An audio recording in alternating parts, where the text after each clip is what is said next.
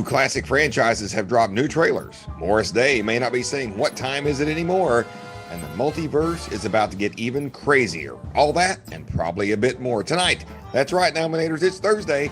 We all know what that means. I'm your host, the Geek Boy.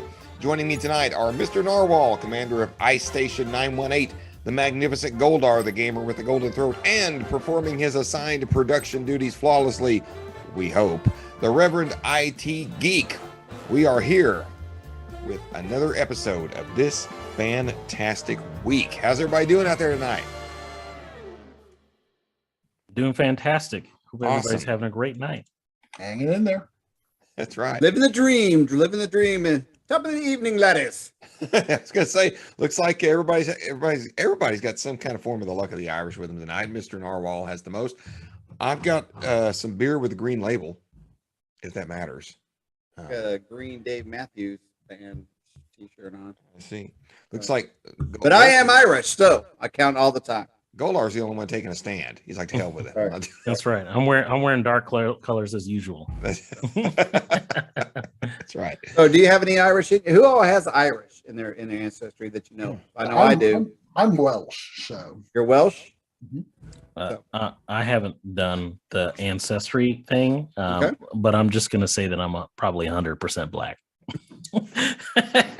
You can be black Irish. What? I could. Is that a thing? Is that That's a quite a thing? family I'm secret. sorry. My grandmother was And Dutch. we just got canceled, people, because I said black Irish. No, I thought he was doing the Blazing Saddles thing. To share a family secret, my grandmother was Dutch. Have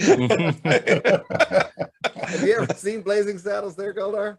I've watched it once, but it was a really, really long time ago. Oh God, you got to see it again. Yeah, You got to see it again. I've got the like Blu-ray, so. I like what's his name? The director?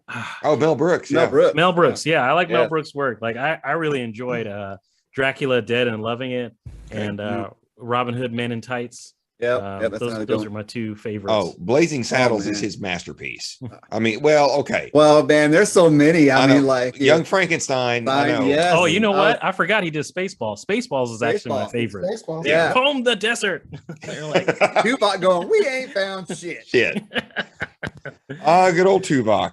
Yeah. Oh, yeah. Well, I was going to thank everyone who's chosen to join us tonight, but there ain't nobody in the chat that I can see. I was about to say, I was like, I keep pushing my button. I'm like, nope, not seeing nobody. Everybody's Where's everybody? Yeah. I tell you, everybody's out helping a pint right now. And for That's some right. reason, our Words poor with old you. asses are at home. That's right. We're doing our best. We're doing our best to support the cause. And Fanboys 918. Yeah. Anyway, Let's raise a glass, everybody. raise the glass. Happy St. Patrick's St. Day, Patrick's Day everyone. to everybody. Thanks Yes. for joining. Glad- and even those that might be watching after the fact, we There you go. appreciate it. Time shifted, as you like to call it there, Geek Boy. Time shifted, and as they used to say back in our day, thank you for your support. That's right. what I was going to So- say, this is not going to be time shifted for that much longer, right? I was about to say that the Senate passed that basically daylight saving time is going to be permanent from now on. So I mean, Got no that more right. falling back, no more jumping forward. I know the Yeah, Queen's not going to. I don't know how I feel about that. I don't know how I feel about I that. don't 'Cause know. Up here in Minnesota, Yeah. you realize that in the winter we're gonna have sunrise at like 9:30 in the morning. Oh damn, Wow. that would suck. Yeah. Yeah, man. I mean, like, I'm sorry I didn't make it into work today. I was still sleeping because it was dark outside. So let me guess, you're one of those 27 states that wasn't part of that petition. Yeah, I'm pretty sure that's the case. Damn Marco Rubio and his damn Florida ass. I don't, I was talking with the Queen about this the other day when this all passed and everything, and I really don't. She doesn't care as long as we get to fall back one more, so she gets one extra hour of sleep. That's all that's important to her. She doesn't want to lose that area. She wants to gain that hour back. So The Queen and I were talking about this, and I don't think the Queen understands which way this is going. Like, she thinks when we fall back and get the hour, she thinks it's going to stay that way. I'm like, I will not mention this. she's watching, and she's already giving you dirty looks. I mean, I'm watching on the phone. No, she's in there trouble. watching her shows. She's in there watching 911. You said the Queen. The Queen's mine. I'm sorry, not the Queen. I'm sorry, the Turtle Gal. Whoa, Geek Boy! You can't be just claiming wives on your own here. I mean, you get to claim yours. How much for your wife? I want to buy the women. How much for the little girl? So, Sprout has joined in the chat. Hey, we got a viewer. We have a viewer. We have a viewer. All right. It is now an official show. It's now an official Fanboys 918. I'm not going to do all the join us on YouTube because nobody watching. But Hey, what man, I am going to do. After the fact, bro, you got. Hey, you know what? It's okay. Don't shortchange our. I will. Well, anyway, so I want to thank everyone who's tuned in. There you go. And I want to thank everyone who's chosen to either watch us time shifted, which appears to be the case, or has chosen to look at it. Please, if you like what you see, please leave a like and share this video. Also, if you're not currently following us on Facebook, please consider doing so. And if you're so inclined, jump over to our YouTube page and like and subscribe to it as well, because we are eventually, maybe it's going to be, but that will eventually be the place to catch us live. With all that said, I'm going to check out with our illustrious panel. Goldar, you got something that's on both places right now. Why don't you want to let everyone know about the block of programming that you are handling for us? So I do Fanboys Nightcrawlers. I basically play a Xbox or PlayStation game for you guys every late Saturday night, early Sunday morning. Lately, it's been more Sunday mornings due to some technical issues I've been having with the video editor I've been using, but I've been getting them out there. So I'm playing Days Gone, where you play as Deacon. He is a motorcycle enthusiast that is caught in the middle of a post-apocalyptic situation in which that he's separated from his wife, Sarah, and he hasn't seen her for about 5 years. So he's been driving across the landscape, basically trying to find sanctuary and avoiding what people are calling the freakers, which are basically this game's versions of fast-moving zombies during this landscape. The game is basically a mixture of Grand Theft Auto and The Last of Us, with it being more Grand Theft Auto because you have a lot of side missions that you do. There are a lot of things that you can earn as far as level ups and power ups and things like that. You can upgrade your motorcycle, gain access to an armory at certain camps that you visit, and you can save people and perform certain missions. And it's a pretty fun game so far. Cool. Let's get caught up with Sprout's comments real quick. He's like, yes, it's me. Wow. And then came back with Real Housewives of Tulsa. And then he came back. I try to watch all of them, Goldar. Awesome. Excellent. Awesome. Appreciate that, Sprout. And we have Chrissy Morrison Kreitz is joining us. Awesome. Kreitz. Hopefully I'm pronouncing it correctly. Yes. So welcome. I'm not butchering the name over there. It's all right. That's all right. That's all right. It's fine. St. Patty's Day. We've all had a little bit. I'm going to have a little bit more. That's right. Everyone should have a little bit more. That's right. Mr. Narwhal, what's the temperature up there at iStation 918? Let's find out. Temperature currently up here in the great state of Minnesota. Drop a little napalm down in and cook it off. I was going to say we actually have a heat wave. It is currently 41 degrees. Oh my God!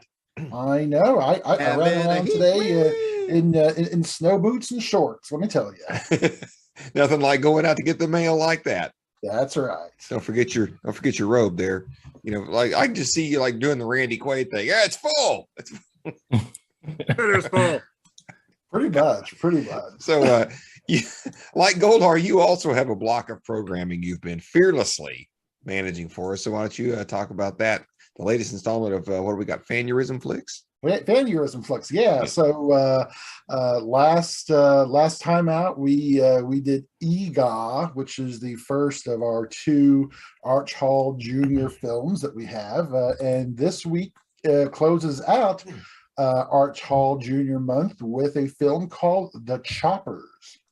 Now, while the first one that we showed isn't that great of a movie, this one actually is a pretty decent little film. Basically, it's a gang of teenage delinquents terrorize a small community by stealing cars and stripping them for parts. And there's a police officer and his partners who go about trying to stop them. So if you're interested in a little slice of early 60s cinema, check out The Choppers. Let's take a look at the trailer. They were punks, stealing hubcaps for kicks, and then they went after the big stuff, easy money. They thought they were tough until, but wait, you see this fuel-injected hot rod action picture yourself. They call them The Choppers.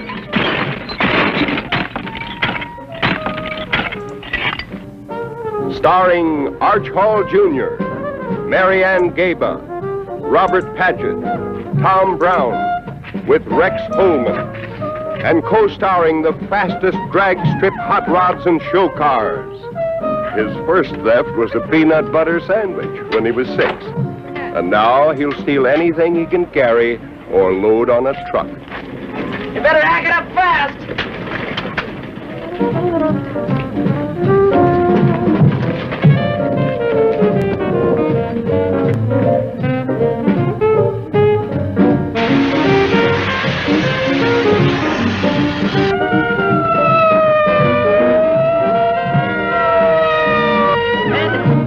Mobile unit. Bandits, get out of there!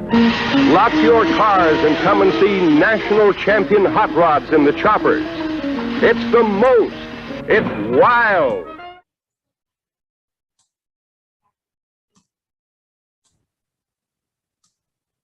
I don't know about y'all, but now I need to go steal myself a PBJ. I mean, that's how we all start a life of crime right there. Stealing the peanut butter and jelly sandwiches.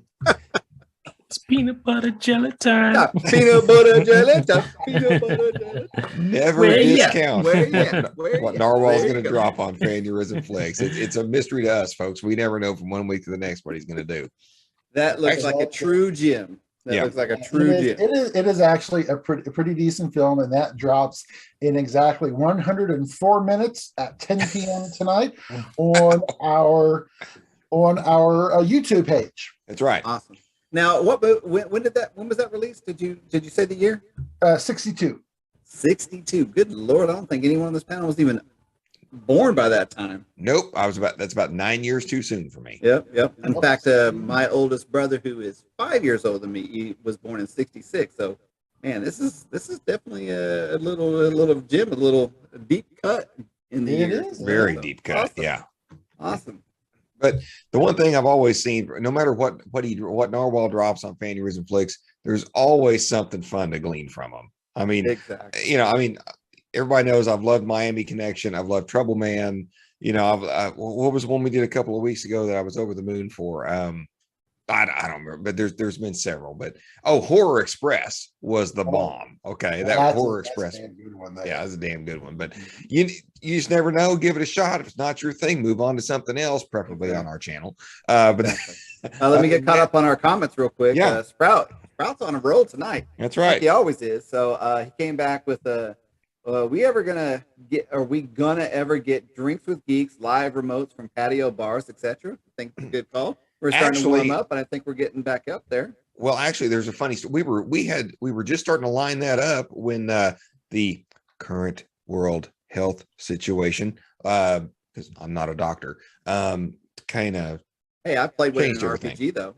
Huh? I played a doctor in a role playing game. You have. That doesn't mean and you know what? Judging from what I've seen, I can get just as good as advice from you as them. Exactly. So anyway. A couple other comments. It's 64 in Central Illinois. Snow coming in Saturday. And then basically, I guess to the comment on the trailer, why not just take the whole effing car? Just chop it up right there on the side of the highway and call it good. Is there a no movie? You have to watch the movie to find out. That's right. There could be a reason, Sprout. Go. You got to listen. You got to watch. And then you'll find out why they cut it up there. So anyway. In exactly 102 minutes, you can watch that. Unless we're still on. Don't jump off. So our last little piece of selfless promotion. Reverend, you want to do it? What do we got coming up here tomorrow night at 7:00? Sci-Fi Friday. Wow. Oh my gosh, he's working on it. You got like 2 more seasons of the show to get that all down to an art form. That's right, folks. Sci-Fi Friday has another Sci-Fi Friday drops another episode of Babylon 5 this week. That's where, as for those of you that may have been tuning in or not, we are walking back through the classic 1990s science fiction series Babylon 5, and we have an episode this week that's probably more relevant now than when it was actually written. This week, an alien plague is spreading throughout the station, and Sheridan's best option, his only option, is, you guessed it, a lockdown. Over the course of the episode, we will examine various belief systems, and we'll eventually learn that J. Michael Straczynski, and by proxy Dr. Franklin, is probably a better virologist than some of the ones we've been seeing on TV for the past couple of years. Anyway, it's a popular, if not groundbreaking episode. It's called Confessions and Lamentations. Again, it's one that Brunch and Bullets is over the moon for. She's like, I've got to be there for that. I'm like, okay. I mean, I'm not really sure. I mean, I always watch a couple of weeks ahead. I'm like, okay, this episode is more engaging than I remember, probably because of current events. But I'm like, it's not a groundbreaking one, for me. But anyway, tune in tomorrow night, decide for yourself. As always, we will be in the chat providing commentary and fun facts. So we hope to see all of our B5 fans there when we are season 2, episode 18, entitled Confessions and Lamentations. Friday. That's right. And actually, this is probably the last, non-epic episode we have for like the next 6 weeks. So we're going to have to start figuring out who all we're going to have. I know Goldar, I've got one lined up for him that he needs to be here for. We've got a few others coming down the pike. So hopefully we'll have we're going to close out season 2 with a bang, I'm hoping. So anyway, let's get on to the show tonight. Reverend, unfortunately, we have our normal segment back, our normal leadoff segment back. What do you got for us?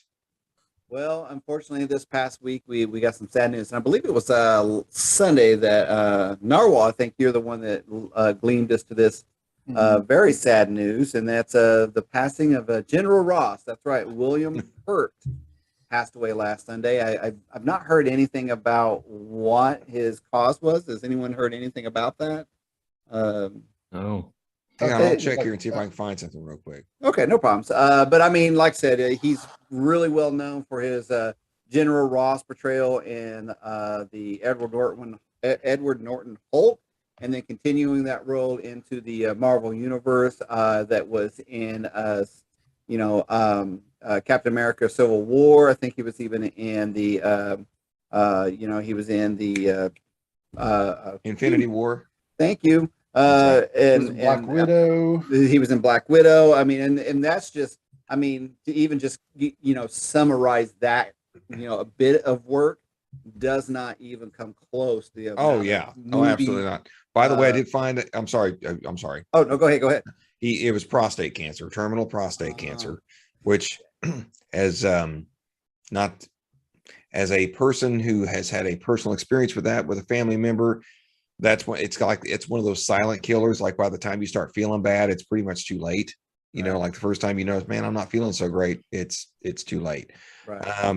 Well, it's kind of it's funny when I'd heard about that. I was like, I wonder if it was cancer because I don't know. I mean, it's not that he's ever been a really big guy, but I just noticed in the few films I've seen him, it's like, man, he's really slimming down. But someone of that age, you don't see that type of weight loss. So I'm like, man, I hope he's okay. But of course, I'm enjoying the movie, so that's just kind of on the back of the mind, not even thinking about looking at it. But like I was saying, I mean, it just has a huge plethora of movies under his belt, and oh my god, I mean, we couldn't even begin to scratch the surface. Well, before you get in there, I will say the first thing this will be the one thing I'll throw in, and then we'll just go around the table and talk about them. Is that when I think of William Hurt, I remember the movie of Altered States. Oh, that's the first movie I ever.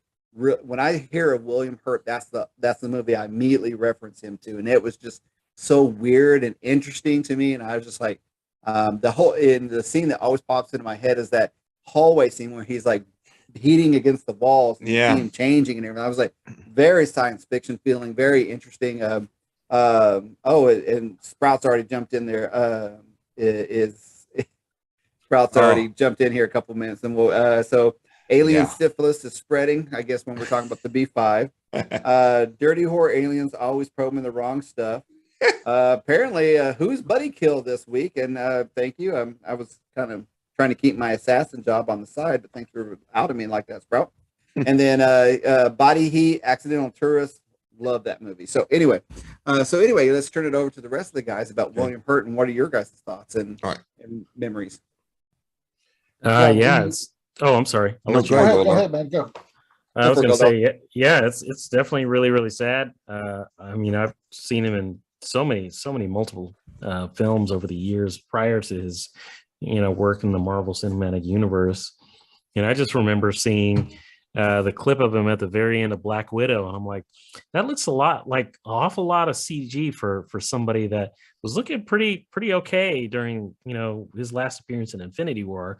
And just like Reverend IT was just saying, I was like, I hope he's okay, because this doesn't look right. Like, this doesn't look like age regression CGI versus like we're making up for a lot of something that's happening here. So I was really kind of concerned then. So when I saw the news that was posted, I was like, oh, okay, so that's probably what happened there, and that's it. It's really sad. Yeah, the for sure. the film that I always think of when I think of William Hurt is one of his lesser known films, but I think it's a brilliant piece of cinema called Dark City. Oh, yes. Oh man, I Yeah. totally forgot about Dark City. Yeah. Brilliant. Also stars Kiefer Sutherland, Jennifer Connelly, Richard O'Brien, Rufus Sewell. A really, really interesting piece of hard science fiction. If you want to see one of his best performances, in my opinion, go and check out that film. In fact, I would love to try to get that on Banurism Flicks at some point. Oh, I don't man. know if we'll be able to I swing agree. it, Yeah. but yeah, I'm the geek boy, and I support that message. Absolutely love that one. You have my blessing. Yeah. Wow. Yeah. Oh, wow. You know what, Narwhal, I totally forgot he was in that. Yeah. Dark City's amazing. Well, here's the thing. William Hurt, one of the things I've always liked about him is, he's a very well-respected actor. Let's not forget that he was nominated for Best Actor, he was nominated for an Academy Award 3 years in a row. I mean, that's Meryl Streep territory, right? He was nominated and he won for Kiss of the Spider Woman, but he was also nominated for Children of a Lesser God, and he was nominated the following year for the role that I will always remember him for, and I don't know why, but for whatever reason, this is the role he had that landed for me, and that was Broadcast News. Oh, I love that one. Yes, with Holly Hunter. Yes, yeah, great movie. Him, Holly Hunter, and Alfred Brooks. Brooks, I mean, what a great movie! What a great performance! And what I loved about him was he always had this kind of. I'm sorry to interrupt you, but the Queen's like, how are we all not bringing up the Big Chill yet? Oh, I know. I had that in the notes. Okay. No, the Big Chill was. I mean, my God. I mean, where do we go with this? I mean, I was going to say he always had like this ethereal, presence about him, but he was not snobbish. He would do something like Altered States, and then he would do Kiss the Spider Woman, and then he would do, the Broadcast News, and then let's not forget, he was Duke Leto in the Sci-Fi Channel's version of Dune. Let's not forget that. Yeah. So, and the Queen wants to talk about, Big Chill. Oh my God. It's just and again, he is one of those actors that we could almost devote an entire episode of our show just talking about his career, his movies, small roles. I mean, this actor is just so influential. I'm quite sure there are plenty other younger actors out there that will look at him and just hope they even just have a quarter of the career that he has. So, his impact on our lives with the entertainment he's provided us is invaluable. We appreciate it, and he will be sorely missed. So, thoughts and prayers go out to his family and loved ones from our show, and thank you for all the memories there. Should I tuck my ears there? Should I do a Carol Burnett there and sing? I don't. Absolutely. Thank you, William Hurt, for everything. There you go, William Hurt. So, and I think Goldar even brought it up already. Most of the new generation have come to know him as Thaddeus Ross. I mean but you know what? I'm jazzed about that, because there's been a lot of headlines lately with certain directors dissing on Marvel as they're not real cinema. These comic book movies are. How many of these movies have given some of these classic actors basically second careers? Yeah. Like Michael Douglas. I mean, he's now Hank Pym. William Hurt was Thaddeus Ross, and Holly Hunter was in Batman v Superman. I mean, not that Sam Jackson needed a second career when he took the part of it, but I'm saying, they need to reconsider these things when they talk, but they bring some classic actors from our day back up into prominence. You know what I mean? Oh, so because I'd actually heard rumors that he was in talks to kind of move forward with like a Red Hulk story. Oh my God. And so that to hear that, I don't know how if that even continues. I mean, I don't even know how it would. I mean, that, I remember when the Red Hulk premiered and a lot of people were like, who is he? Who is he? And then it turned out it was General Ross, because he thought the only way to beat the Hulk was become the Red Hulk, Yeah. And so I'm just like, man, I think we were going to have a great opportunity to see a great story there. And I just don't know what they could do with that now that he's gone. Of course, it requires some recasting and all that, but it's just kind of sad that, us comic book fans, on the potential of what could be versus what we get and everything is just sad. So. Yeah. And it's unfortunate. I mean, again, I think he pretty much said it the best. Our thoughts go out to his family and his friends, and we just appreciate the great movie experiences that he gave, especially our generation. Yeah. But since he was affiliated with Marvel, let's just keep on the Marvel topic. Goldar has found some interesting posts here about Sony's direction. Actually, you know what? We're just going to go all Marvel update all the time. So, Goldar, I'm going to let you kick it off with what you found out with the article about what was it? Madam Web? Was that what it was? Yeah. So Sony is back at it again. They, as you know, they own the rights to Spider-Man and Spider-Man characters, and because they own those rights, in order for them to retain those rights, they have to continue to make movies based on those characters, to our dismay. Because they're going to shill us every single Spider-Man character that they possibly can. And the latest one on the docket is Madam Web. And based on what a recent article is indicating here is that they're going to use Madam Web as their Doctor Strange to create their own multiverse of Spider-Man characters, which you know what? Normally I would say, hey, I'm all for this, but given how they've handled a lot of their Spider-Man movies and characters in the past and some plans that they've had, I have very lukewarm feelings, as we've notoriously explored, about anything that Sony is doing. So don't mince words, Goldar. How do you really feel about it? I mean, I really think this is a stupid fucking idea. Because I mean, Madam Web was truthfully, my experience with her is that she was interesting insofar as the journeys that she set Peter Parker on, not as her own character. Nope. So I see what they're probably going to spin up.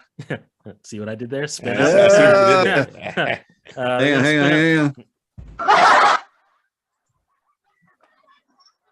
on. They're going to spin up their own Spider-Man character that's probably going to be in the place of Peter Parker to go through some interdimensional journeys, which might be interesting, but because Marvel will probably not have very much to do with it, I don't think it's going to be very good. I think it's just going to be very much a cash grab to try to capitalize on the fact that they still own the rights to the IP, and they need something to put out, because they don't really have too many IPs outside of Ghostbusters that are really worth anything. Right. And they've only done Ghostbusters right this last time. So they really have nothing else at this point. They've pretty much run Men in Black into the ground. Yeah, Men in Black was not profitable, though it's kind of finding a little bit of life on streaming from what I've seen. Okay. But it the still Men in wasn't. Black, well, so when I want to definitely frame that a little better, that I really enjoyed the Men in Black 3. It's the Men in Black International. Yes, that's the one I was referring to. Yeah. I just want to make sure that, when we're talking about this, let's frame it properly. And the fact that, if they were able to, I don't even know if they need to bring back Will Smith, but you know what? If you were to go back and get Josh Brolin and show me some old series Men in Black as Josh Brolin as K, I think, man, you've got more stories to tell there. Because dude, he nailed Tommy Lee Jones in that Men in Black 3. Oh, so absolutely. I think those are a lot of great stories there that they could capitalize on. But you're right, Goldar. I mean, it's a cash grab to me. I mean, Madam Web was never a mainline story character. She was always she was just kind of like that that, forgive the reference, is like in the RPG, she was just the old wizard that you would sit your players to go visit to get their mission, and then basically she'd pop up every once in a while, or he would pop up every once in a while to kind of correct their course, or like, you guys suck, you need maybe some health potions or something like that to keep you going or something. Madam Web was never a mainline character at all, in my opinion. Okay, I'm going to say something real quick, and then I'm going to turn it over to the rest of the panel, and I'm sure Narwhal's going to chime in about this. I haven't read comics since like the 90s. I mean, that's kind of when that part of my life, just life and whatever kind of intervened. I just kind of got out of it. But my knowledge of Madam Web, I mean, so I'm almost like a normie when it comes to Madam Web, right? Like I have like very little knowledge of her as a character. So I'm sure the character's been re-envisioned and reimagined many times since I read about her. Not the most cinematic character to pick. I mean, like, Sony's picked people right so far. They've done Venom twice, which again, I'm not a big fan of those movies, but the general public has responded to them, so that's great. Morbius looks pretty good. I'm not gonna throw Morbius under the bus until I see it, but it's like, really, you couldn't have gone with like Jessica Drew's Spider-Woman?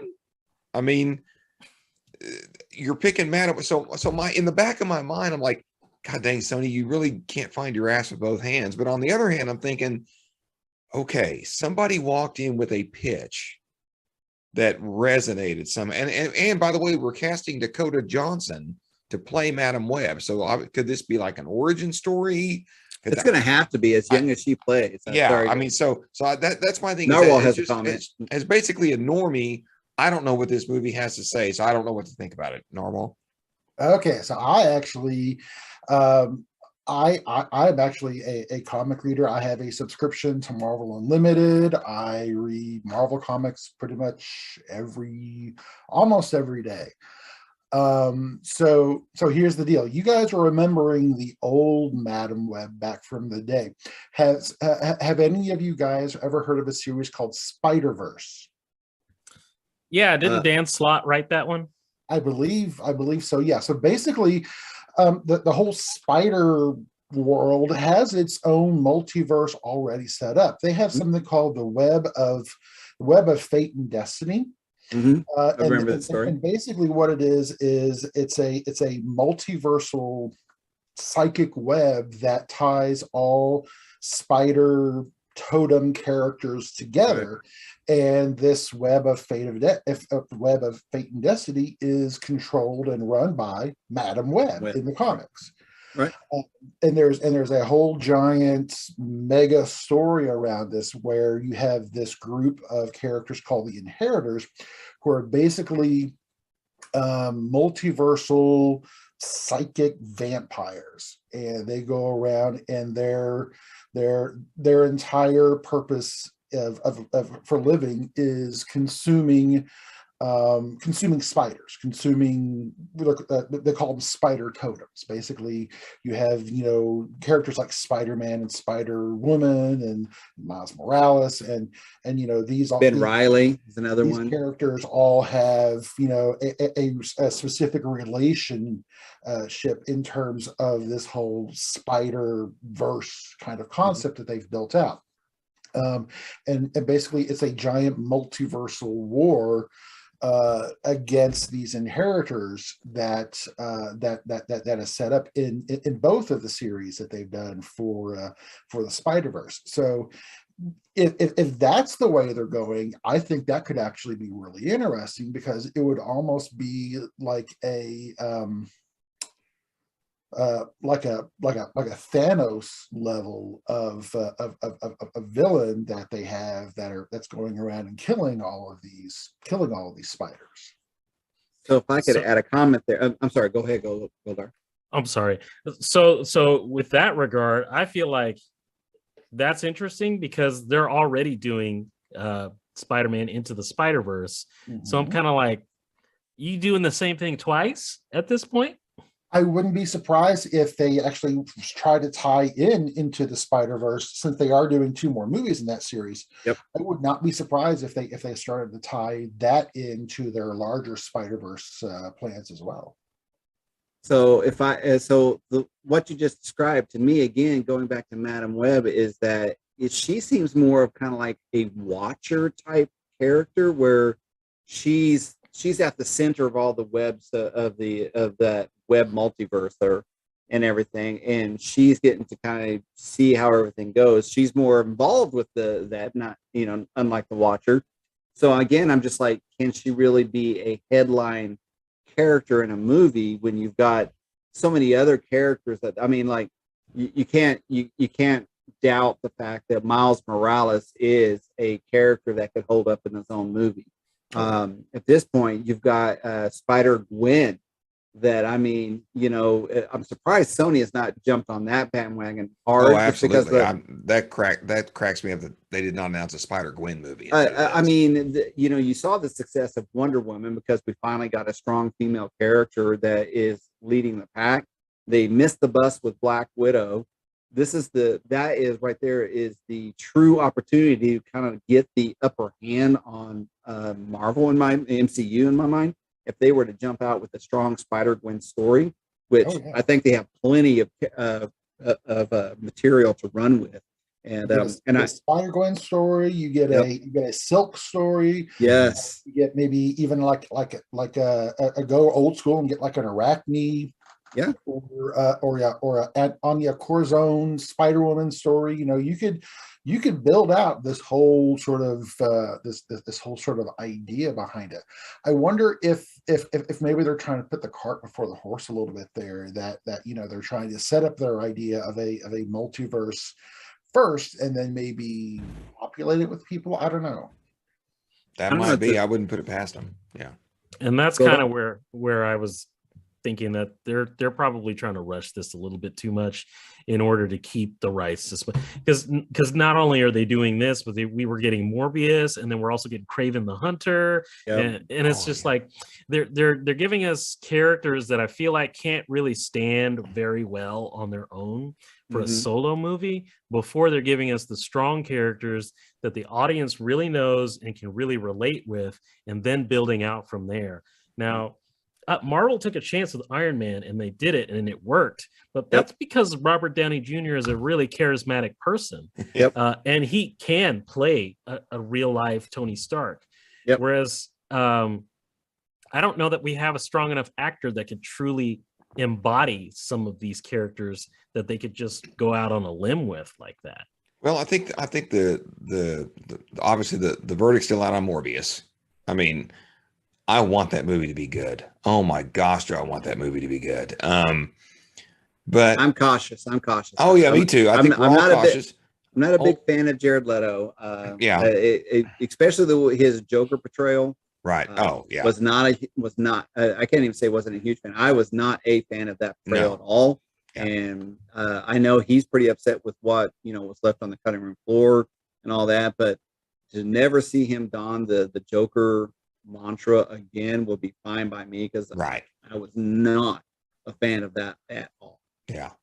Maybe a little too harsh, but no, I like I say, I'm cautiously, but I'm cautiously optimistic for Morbius based on the trailers that we've seen. I mean, when I heard this, I'm like, why are they doing this? Then I saw the first trailer. I was like, okay. And then I saw the second trailer. I'm like, okay, you're going to get me at least once with this, But so my next question for you guys is, hang on, before can we get go ahead. Let me jump up with the board real quick. Yeah, go ahead. Sprout's just be coming in like hard, like and everything like that. So, Sprout, how many of the classic actors had helped legitimize comic book movies? And that was back when we were talking about William Hurt. So he also came in. Sony should just buy DCU and commit studio suicide. The Wonder Midge is watching. Welcome, Wonder Midge. Hey, the Wonder Midge is here. Hey. Sprout came back with web of marketing and failure ? Sprout, glad you read that. So he's talking about Dwayne. Glad you read that shit so we didn't have to. And then his final comment: Kraven could be an amazing comedy series. I don't agree with. There's no way you can do Kraven as a comedy series. I mean, if you tried, I don't know. Kraven, I thought, was just a way too serious of a thing. He would be a great Punisher level type movie, in my opinion. He needs to be gory. He needs to be a Wolverine Punisher You know, you're seeing limbs fall, you're seeing blood splatter. I mean, he needs to be gory. Right.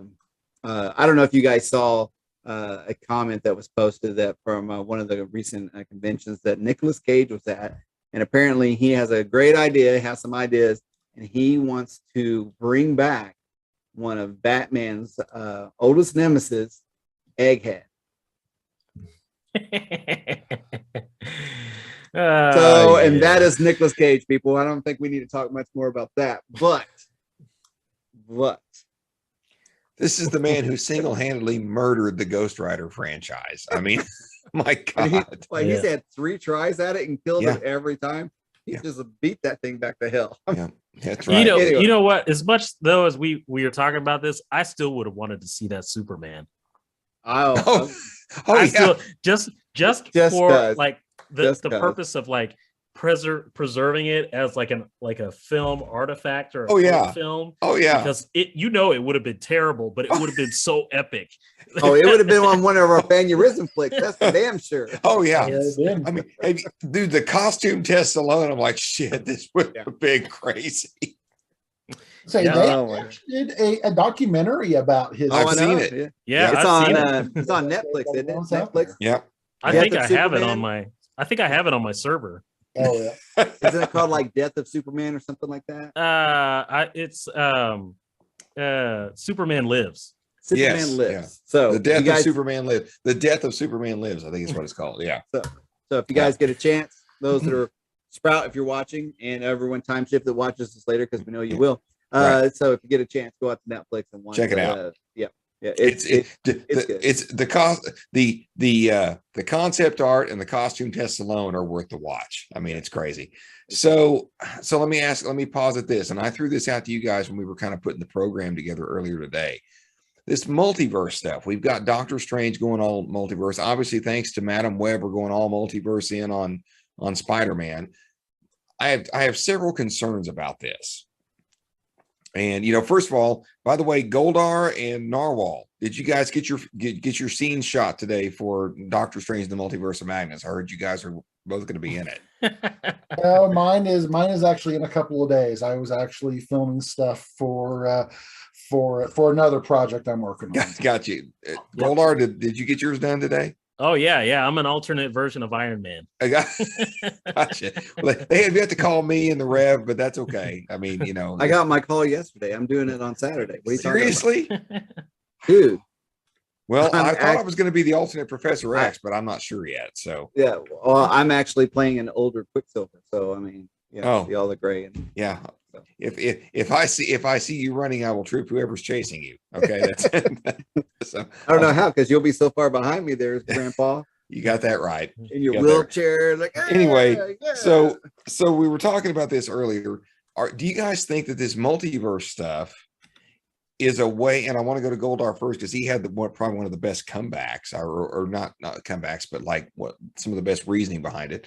Do you guys think that this will be a way to kind of distance themselves from the Avengers? Like, since we've got the multiverse, you can still do these multiverse events where you have different characters and different heroes, but you don't have to do an Avengers where you bring back all these actors and pay them a huge chunk of money to be in this whole movie. So that was my question: are the Avengers themselves going bye-bye and we're going to be replaced by multiverse events? Goldar? I don't think so, because when you look at Marvel Comics in the landscape, they don't really do that many multiverse stuff. Really, the major multiverse stuff was just in the last decade with Jonathan Hickman, with his New Avengers and Fantastic Four run, where a lot of that stuff came from. Now, there were some things back in the 80s when they did the original Secret Wars. That's what I was thinking of. Yeah. And they do stuff every now and again, but some of their best stories or interesting stories were not multiverse things. And I think that after we do Spider-Man No Way Home, and then we do Doctor Strange, we might get one more movie that kind of basically wraps a lot of it up, or maybe even Loki season 2 wraps some of it up. But I think they're going to ultimately move away from that, and they're going to move on to galactic threats, because the multiverse feels very hand-wavy to audiences. Right. Yeah, just it like does. just Yeah. like time travel does. Right. Because it's very unexplainable and it's science fiction that everybody just kind of has to get on board with. Yeah. Because, Don't look too close at it. Yeah. don't look too close at it. So I think they're going to move away from stuff like that because it becomes boring at that point. Right. Well, If I could and it jump can be in, an if excuse I for could lazy jump in real writing. quick, if I could Sorry, go ahead. jump Sorry, in there go real quick, Go ahead, is Barry. that I want to say that I agree with Goldar that we're getting more galactic. And the reason I say that is because, you know, the whole phase 4 seems to be going towards Fantastic Four showing up.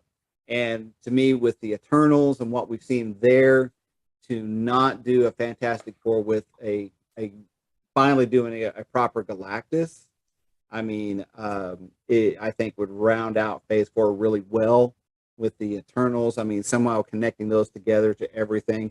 Because, I mean, if you think of the artwork of Galactus and the Eternals and stuff like that, there's a really close correlation there. And I see possibly the MCU trying to show that Galactus is an Eternal. Because if you think about it, the way they're all born is basically by the fact of devouring of a planet. And they cut this about for. So, I mean, how better to kind of introduce Galactus is that he's feeding off all these planets and everything like that. Or he's kind of the anti-Eternal, that he's going around killing all these planets where these Eternals live, you know, and all that kind of stuff. And he comes to Earth knowing that there's one kind of like was supposed to be born, and it's kind of been, I don't know how the Eternals, did they stop it or they just pause it? I didn't know at the end of that what truly happened, other than the fact that it didn't come to fruition. So I don't know if it's just done with or You're not making me want to watch that movie. Okay. Well, I'm like, I ain't gonna try to make you watch it because I mean, you know, it's not like I feel like I need my time back, but I'm like, I'm never gonna convince anyone to watch that movie. Right. Right. So, I think what they're going to end up doing is that they're going to write future movies that tie into it a lot. yes. And make it more relevant, so people have to go back and watch it. Because Yeah, it stands right now, nobody really wants to go back. And You know, watch it's funny you say that, Goldar. There's a movie that, you know, when the MCU was being built, there's a movie that didn't get a lot of love. That when you watch it now in relation to everything that we've got, it's not a bad movie. That's Iron Man 2. Iron Man 2 is a much better movie when you watch it in context of the entire MCU versus how it came out, you know. So I mean, don't misunderstand.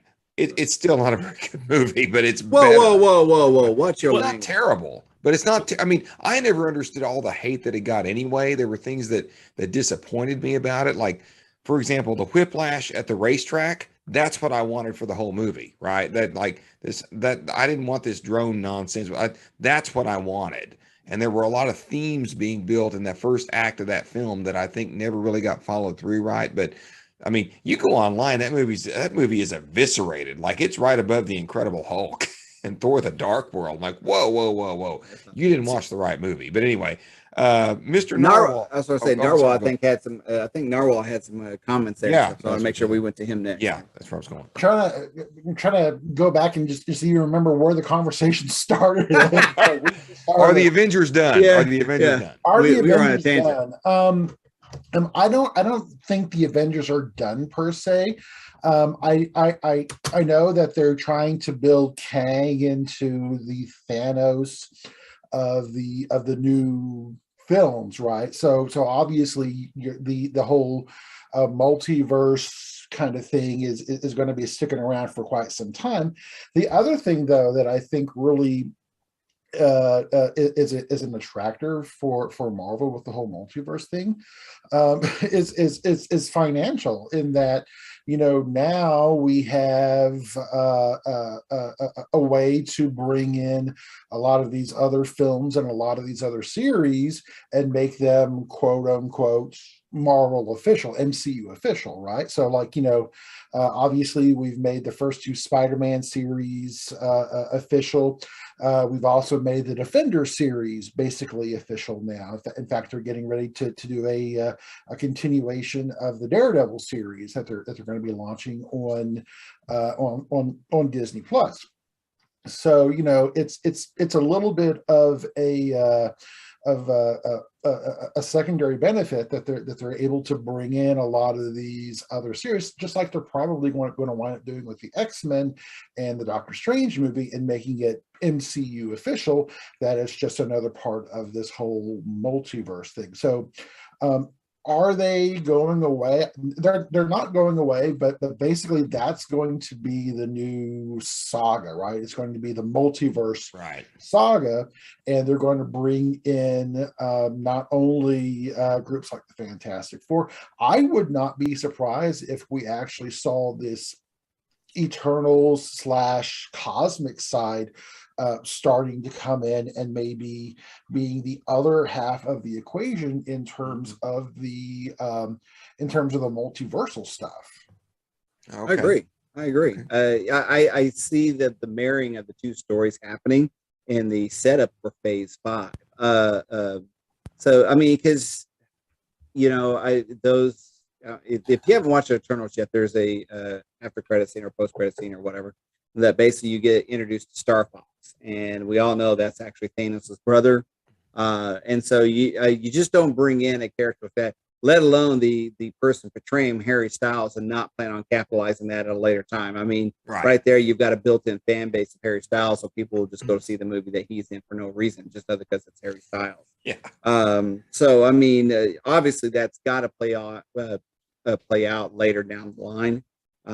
Just there's so much setup. Again, I think there's so much setup going on that there's not a lot of no one sees the big picture, and I think that's where it was in the beginning with the original Marvel, is that we didn't see where it was going until we almost got halfway there, and we're like, oh, we're doing the Infinity Stones, and we've already got a casting for Adam Warlock, so we know something's going on there. So there's been so much setup for everything to be kind of a cosmic based story that we just can't get there's no way we're not going to get a payout from that, unless Marvel is just trying to really wreck themselves and follow DCU's playbook. So, and not only that, they're introducing new characters and new concepts, especially with the new Thor movie that's coming out, where we're getting the other pantheons. We're getting Zeus.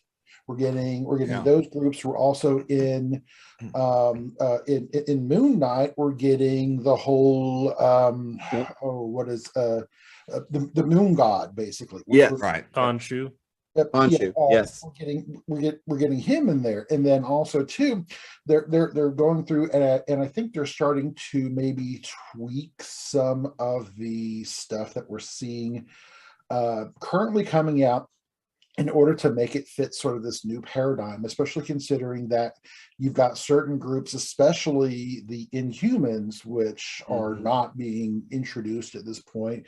They're pretty much trying to stay away from everything Inhumans after the debacle of the TV show.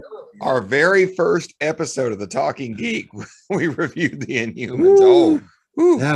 It was, and that's like for example, with the new Miss Marvel show that's coming out, a lot of people are complaining about her power set and her a character concept being changed from being an Inhuman to being something more cosmic now.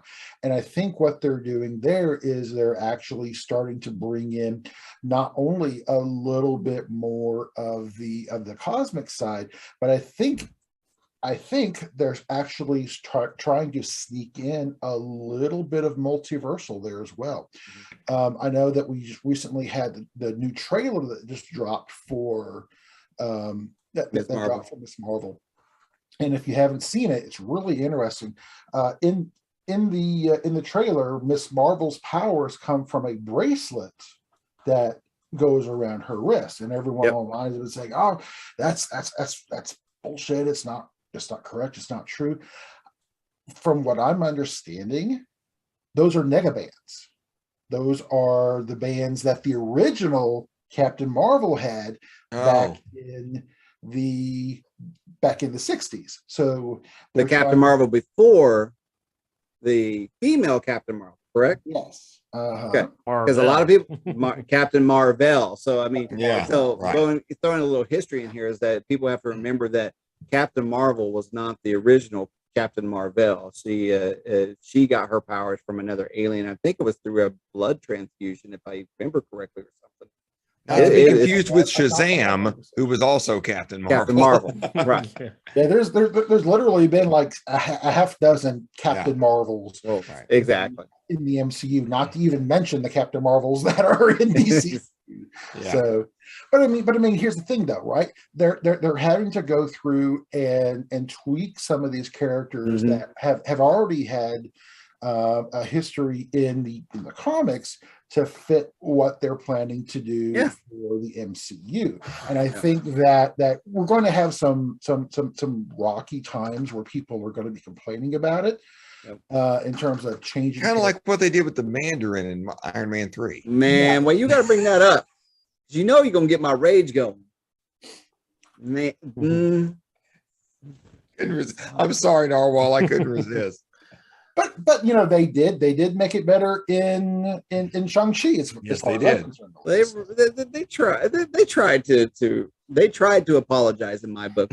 It wasn't a very good apology, but you know, at this point, I've let it go. I've let it go.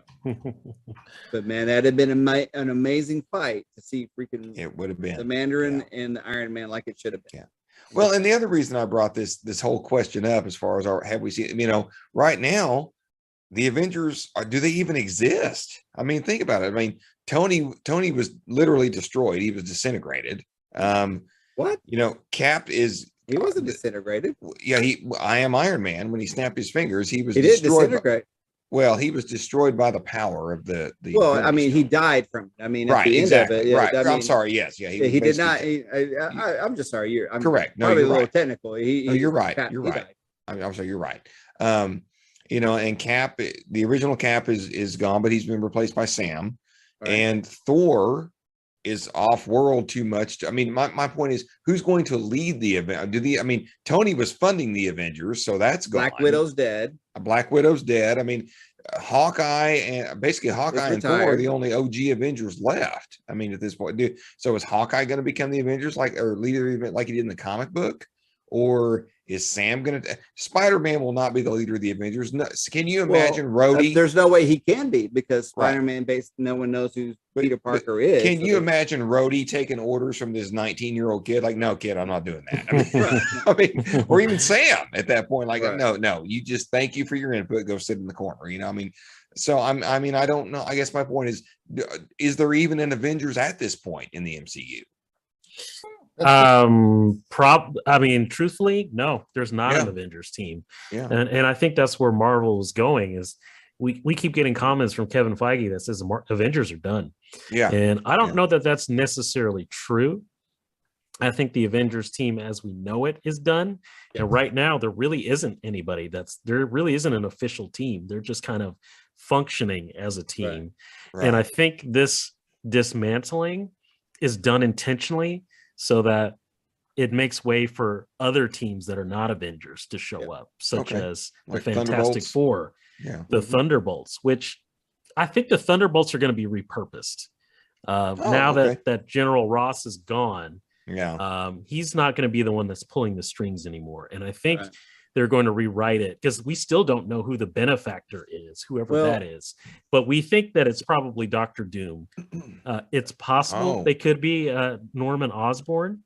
Yeah, I think Norman would be a better fit. And that's who we. Go ahead. Sorry, no, I'm sorry, I didn't mean to interrupt. Go ahead. I was going to say, and that's where we thought it was going initially, until we got Norman Osborn and Spider-Man No Way Home.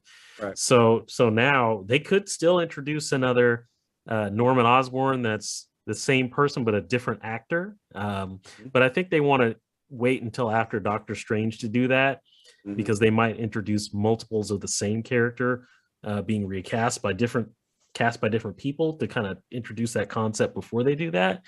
Or they might just make it Dr. Doom as the benefactor this whole time. Yeah. And then he's the one that's behind the Thunderbolts because he essentially did the Dark Avengers that Norman Osborn was a part of the team anyway. And they might just merge those two teams together and make that the thing. Well, I start to say with what we're seeing with the after clips from like Black Widow and Hawkeye and all that stuff, we're leading to a Dark Avengers. I mean, you've got Agent Shield.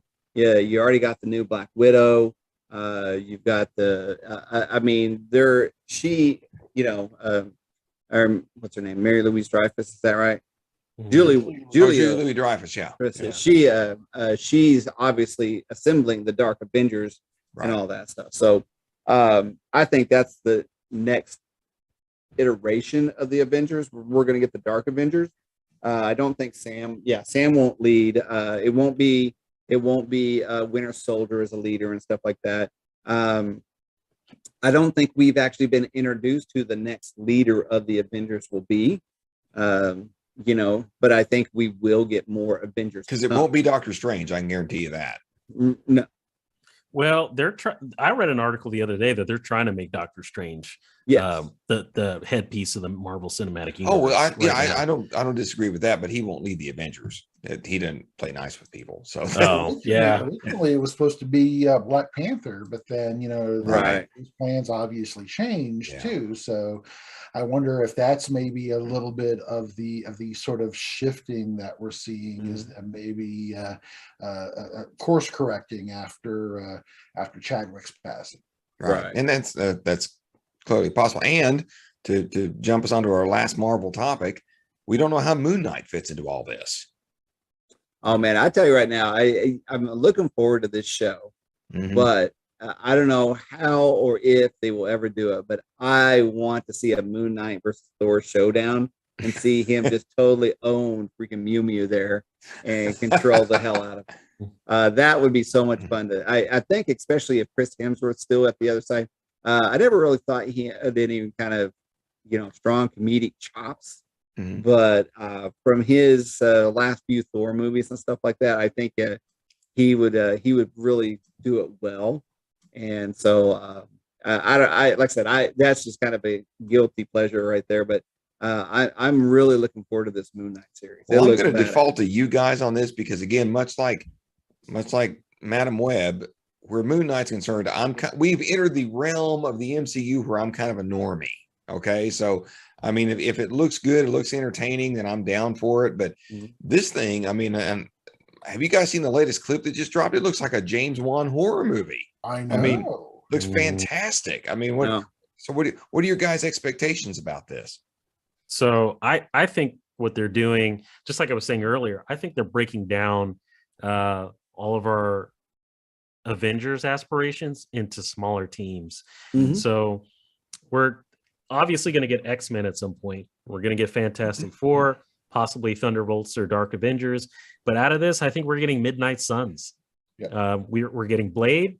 We're getting the Black Knight.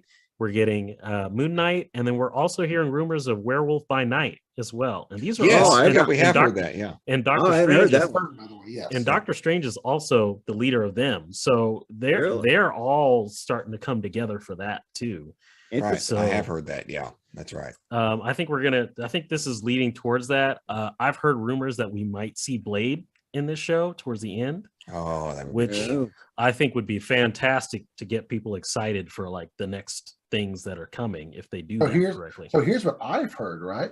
So we've got Oscar Isaac. He's playing Mark Spector in it, but they've got Ethan Hawke in this film. And he's playing a very the character that he's playing is literally like a guy who was in one issue back umpteen years ago. He is literally like a nobody. From what I'm hearing, that casting is actually a way to hide the character that he is actually playing. Right? Oh wow. Okay. Character that I've heard that he is actually playing. If it's true, it has massive implications for the whole Midnight Suns thing. I've heard that Ethan Hawke is playing none other than Dracula. What? Ooh. Oh wow. Yeah. Yeah. Interesting. Okay. Okay. All right. Yeah, that definitely would put a whole different spin on that whole story right there. Yeah. Especially considering then once they start bringing that into Midnight Suns, then you've got Blade, you've got Black Knight, you got all of these other characters that makes a lot of sense. That would make a lot of sense right there if that turns out to be true. Especially for them to have somebody like Ethan Hawke playing a literal nobody character. Mm-hmm. Oh, they for sure. did Mads Mikkelsen in the first Doctor Strange film. I mean, Caecilius was a nobody character back then too. So I mean, is it possible? Yeah, it's absolutely possible. But like I said, from what I've been hearing, it's a way to hide the character that he's actually playing. Well, we will find out when Moon Knight drops, which is very, very soon, I think. Yeah. They would know when that's dropping, because I know Ms. Marvel is dropping June 8th, I believe. But when's Moon Knight dropping? Let's get that information. I think it's this month. Let me take a look. See who can Google it first. Who can Google it first? March 30th. So this March month. 30th. Oh wow. Okay. Hey, Reverend, before we move on to our Star Trek topic, why don't you catch up on the chat? Yeah. All right. I'm gonna run and get a refill. Hold on. Okay. So Sprout came back. Craven would be an amazing comedy series, but his response to dark comedy, buddy, speaking to me, great point. Yeah, dark comedy would definitely be pretty cool. He came back with, so is Nicolas Cage as Ghost Rider basically a face-off sequel? If you haven't watched that one, that's an interesting story right there between Nicolas Cage and John Travolta. Then he came back, multiverse for Sony basically means we have no effing clue what to do. He then came back, well, they are bringing in Adam Warlock, so perfect segue into Silver Surfer, Galactus, the Watchers, etc., which I think we kind of all covered pretty well. And then his final comment was, Secret Wars is where they can bring in X-Men as well as the Galactic stuff, Beyonder, etc. So, yeah, I mean, a lot of great comments there. I think a lot of that we touched on in our whole Marvel segment. And great comments. Thanks for the feedback there, Sprout. We love it when you're commenting in the chat. You always bring us to a different level there. And the Geek Boy is back in the show. Sorry, yes, y'all. I tried to get my avatar to pop up and it wouldn't do it. So I apologize for that. So we are gonna. Well, I actually set the show that if you turn your camera off, you just drop out of the thing. So it's not a big deal. Oh, okay. All right. So that way, if we lose someone, it's like we instantly know versus like, hey, why is like Goldar just frozen there? What's going on? Gotcha. So anyway, if we ever you lose your camera, then basically you'll actually drop out of the show. Oh, okay. Well, I'm glad I didn't do that then. Exactly. All right. So we're going to shift gears radically here and talk about a franchise that I've not been a huge fan of. But thanks to the last 3 weeks, the ship is slowly starting to turn, and that is modern Star Trek. We got a lot of stuff going on with modern Star Trek. Is the Queen still up there with you? She is actually here. I don't think she wants to come on camera, but but she'll post from the gallery. Right. So because that's my thing. I want to do that. First of all, we got the trailer for Strange New Worlds a couple of weeks ago. And I've got to say, I don't hate it, which is high praise coming from me. I'm watching this and I'm going, okay. Actually, this is actually the actual trailer. We got a teaser, I think, a few months ago, maybe on Star Trek Day. But I'm watching this going, okay, I'm not seeing anything that's really getting my hackles up, except I know you're ready for this. I know you've been waiting on this, Reverend. I have. The uniforms look like bargain basement cosplay, man. I'm not a fan. They went back to the right colors, but they don't look good. I actually think, if we're talking in modern Star Trek terms, I actually like the best representation of the classic TOS uniforms, in my opinion, has been the ones they did in Star Trek Beyond. And then number 2 would be the Discovery version of those classic uniforms with the jacket and all that stuff. But this looks like bargain basement cosplay. I'm not a fan. So I mean, okay, so I mean, you've got kind of this like baggy T-shirt, and I'm kind of spoiling it with the one shirt that we've got of the Scoop. Now, are you running the trailer or I'm not? I haven't run the trailer yet and everything, and I'm gonna. I mean, we've always had problems running trailers when it comes to that kind of stuff. So we're not going to be I'll run the trailer. You know, I've kind of flipped it and no sound, and right. I'm trying to make sure we Oh, don't I get know. Yeah, all yeah. that kind of crap. So we'll see what happens. But we do have a photo. There will be a couple of photos. correct. Yeah. And that's what I was bringing up. So I brought up Paul Wesley, and that's kind of a scoop here. That the Queen actually scooped everybody on, which we can't falter for that, because I mean it's involving Paul Wesley, from those fans of Vampire Diaries, who plays one of the Salvatore brothers, the goody two shoe one and everything, that was like, the Edward Cullen of the Vampire Diaries, where he was a bad boy back in the day, but he's tried to make himself good. He didn't want to be the murdering monster he was, until, basically then he did, and then he wasn't. And then he was again. So, but he has officially been cast as our new James Tiberius Kirk in Strange New Worlds. So, I'm looking at his uniform, and looks like he's got 3 rings on his sleeve. He does. What rank is that? I can't remember. That would be captain. And okay, it depends on what nomenclature you're going with, but he's obviously in captain mode here. I mean, from and I've heard there's some other pictures that I haven't seen that have leaked for their filming, that he's got his captain's bars on. So I don't know how this is going to play out. I mean, far be it from, but if so here's the thing, depending on how they quote this has got to take place in the Kelvin timeline, because they've all said, in the legacy Star Trek timeline, there's a line in the Menagerie where Commodore Mendez says, have you ever met Chris Pike? And Kirk says, I met him once when he was promoted to fleet captain, which means I'm assuming when Pike transferred command of the Enterprise over to Kirk. Okay. So that flies in the face, obviously, of Star Trek 09, but I don't know. I'm worried about this. I'm sure, given what the Queen has said, I guess you can ask the Queen. I don't know if I'm assuming he's going to perform fine. I mean, I guess he'll do whatever. Yeah. I mean, I don't know. Goldar, Narwhal, please, if you have any comments, please jump in. Narwhal?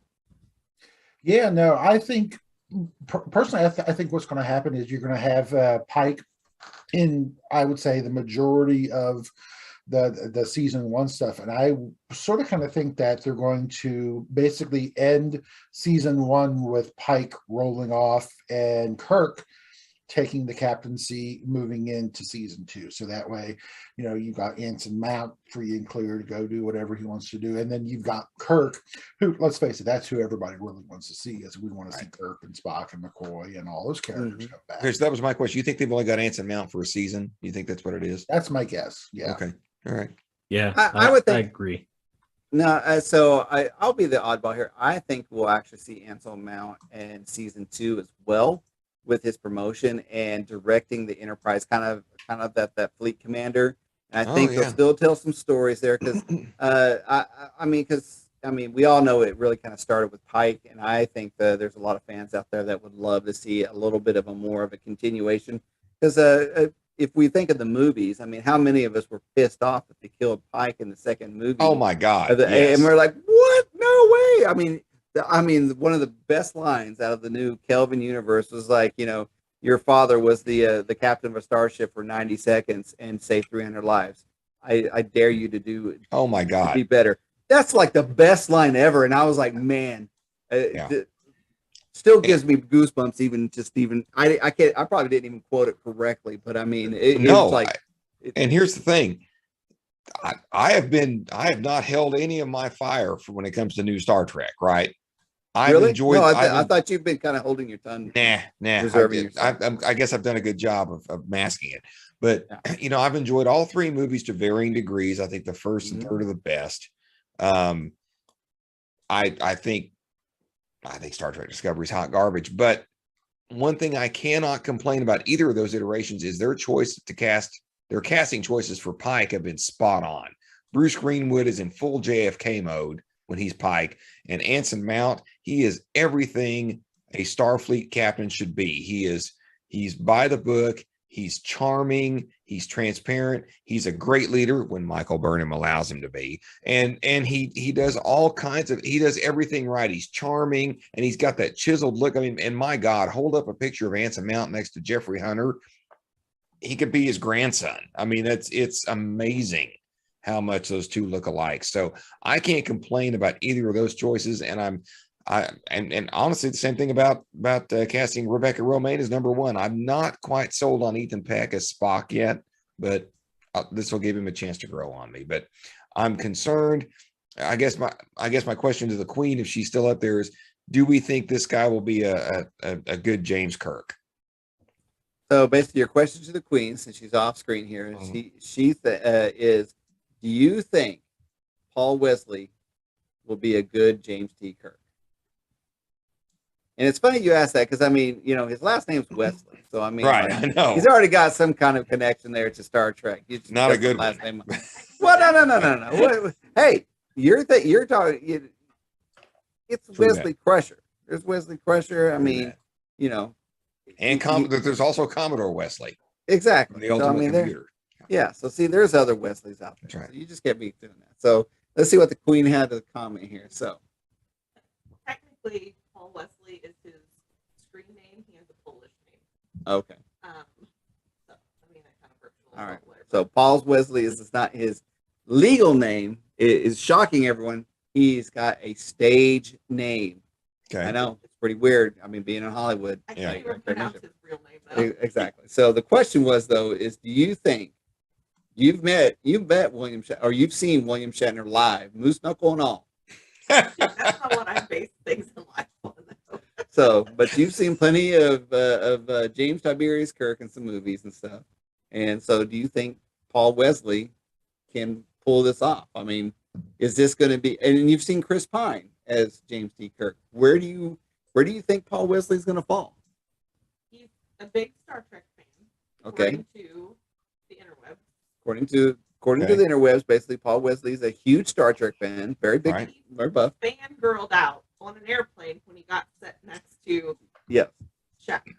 So there is I think it's on Instagram, isn't it? I sent it to the group last Yeah. night. Yes, it's an Instagram post on his page. On his page, where basically he's on a flight going somewhere, and he actually got seated next to William Shatner, and apparently he just fangirled out like hardcore. So, and from what I remember from his acting from the Vampire Diaries, yes, I watched him because someone liked him, and he got it. For that. Yeah. I'm not going to apologize. I'm not apologizing in the sense of like I watched him. I'm just like, but the roles that he played there were very serious, very driven, if you will, very focused, and the type of character he played. In my personal opinion, I think he can do a good job. It'll definitely, I think, be a different iteration of the William Shatner or the Chris Pine. Chris Pine, I think, had more comedy opportunities, if you would. William Shatner was way over the drama.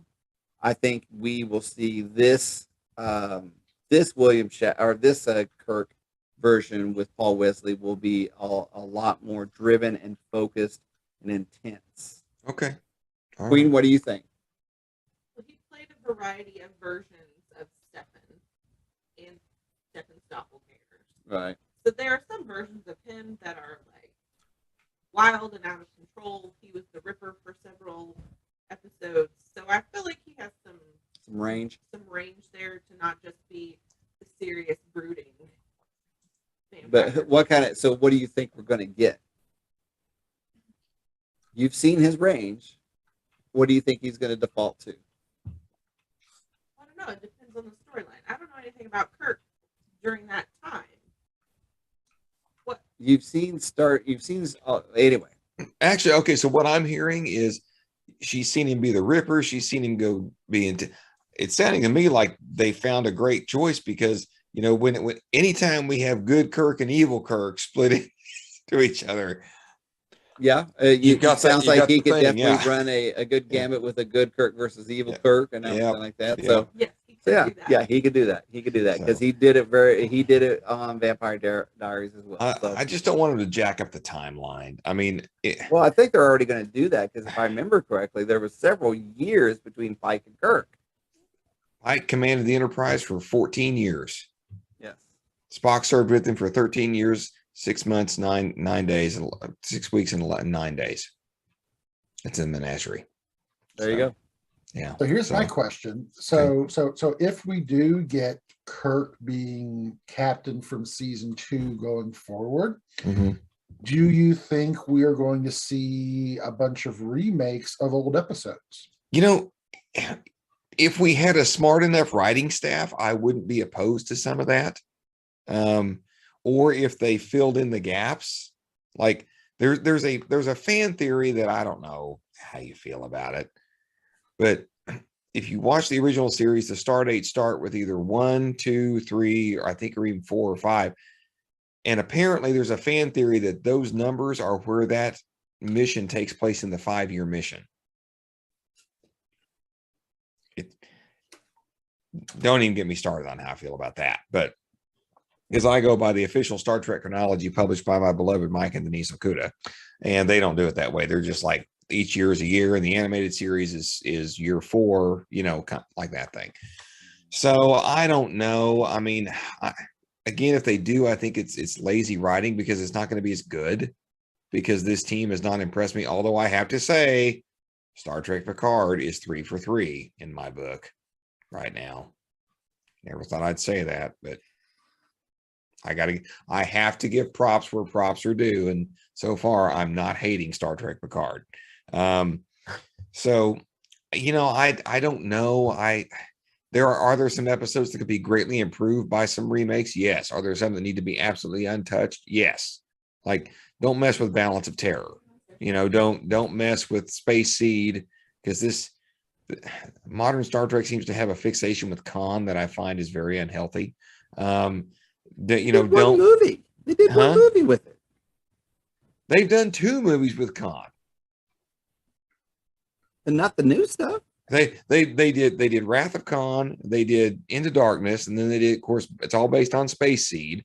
But because Wrath of Khan was so successful, every studio is like, well, so who's the Khan for this movie? It's like, just leave it alone. Oh, I agree. Yes, no, I agree. But it's not. I mean, all I'm trying to say is that I agree with you in the sense that they need to kind of leave the Khan character out, and you know, and I really think just kind of leave almost all of the original series episodes out and still new stuff. Don't touch on any of that stuff. I don't know.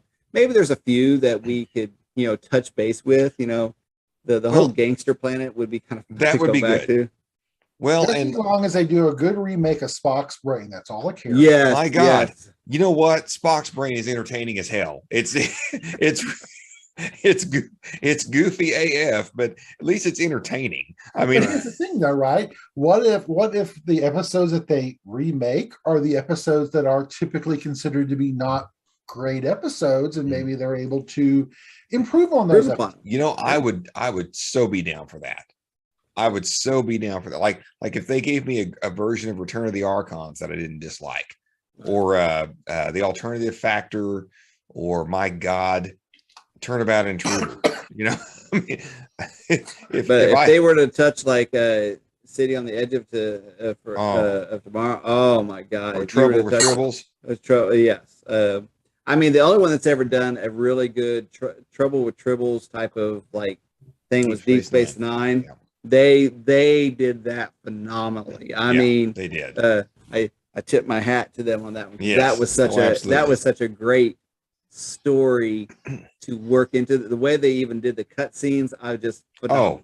Trials and Tribulations is a masterpiece. It's a masterpiece. It really is. So anyway, but on the other hand, you know, one of the things that, again, like I said, I'm kind of, Ethan Peck Spock is still, the jury's still out on that, but I can't complain on any of the casting they've done, that this group has done. Like Rainn Wilson as Harry Mudd. Oh my God. Yeah, you know, I mean, I want to see Harry Mudd meet James Kirk. Yeah. You know, that would be great, but I don't know. You say that, but you know, Rebecca and Ethan in that elevator scene, still it still echoes in my brain, I and know. so seeing them two on this show, it scares me because that one shot It was not good. It was horrible. I Yeah. mean, like, Yeah, it was bad. I literally have no good thoughts about. Well, and that. other things, and I'm, again, I apologize if what I'm about to say offends people, because it's not my intention, but it's just it's pointing a finger to where we are versus where things were in the 1960s. Have we noticed that we're casting a young Uhura to be on the ship?